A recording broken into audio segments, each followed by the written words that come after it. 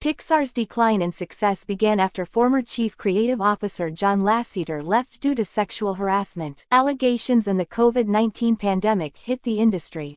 Pixar's Onward, released in early March 2020, had minimal time in theaters.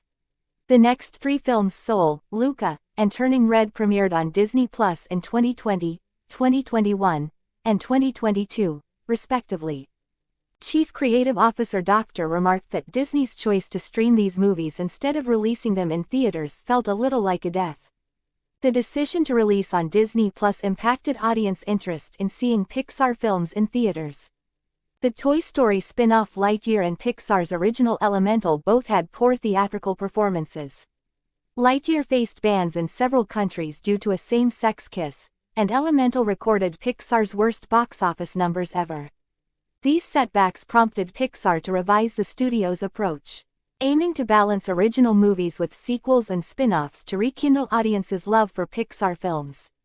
Finding Nemo and The Incredibles are reportedly top contenders for potential reboots or sequels.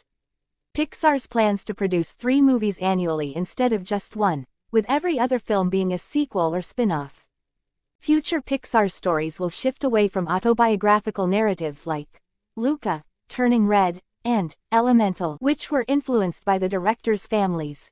Instead, they will focus on concepts with clear mass appeal, similar to the success of Finding Nemo.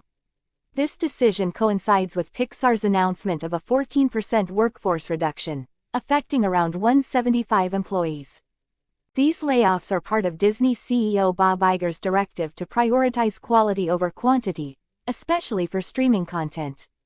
Similar significant layoffs have occurred across other Disney divisions since Iger's return as CEO. The eagerly awaited Inside Out 2 is set to premiere on June 14.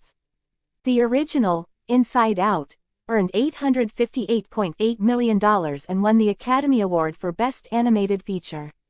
The sequel is slated for a 100-day theatrical run and is anticipated to be a major hit, potentially becoming the first film of the year to earn $100 million in its opening weekend. Elio, an original story directed by Coco writer Adrian Molina, was initially planned as Pixar's first release for 2024. However, the WGA and SAG-AFTRA strikes led Disney to postpone it until 2025, giving priority to the more advanced Inside Out 2. While Pixar plans to move away from autobiographical stories, both Inside Out and its sequel are based on the director's experiences with their children. Pete Docter, the director and co-writer of Inside Out, drew inspiration from his interactions with his young daughter. Initially, he didn't think about a sequel, but after the first film's success, Kelsey Mann pitched a follow-up based on his own experiences with his daughter.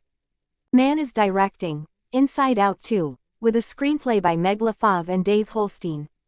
Additionally, Pixar is working on a Disney series titled Dream Productions, inspired by the part of Riley's mind that creates dreams, set to stream next year along with the original series, Win or Lose. Pixar plans to evaluate the performance before committing to more. Chief Creative Officer Docter also expressed interest in another sequel to Finding Nemo, 2003. The original film, directed by Andrew Stanton, grossed over $940 million, while its sequel, Finding Dory, 2015, earned $1.029 billion.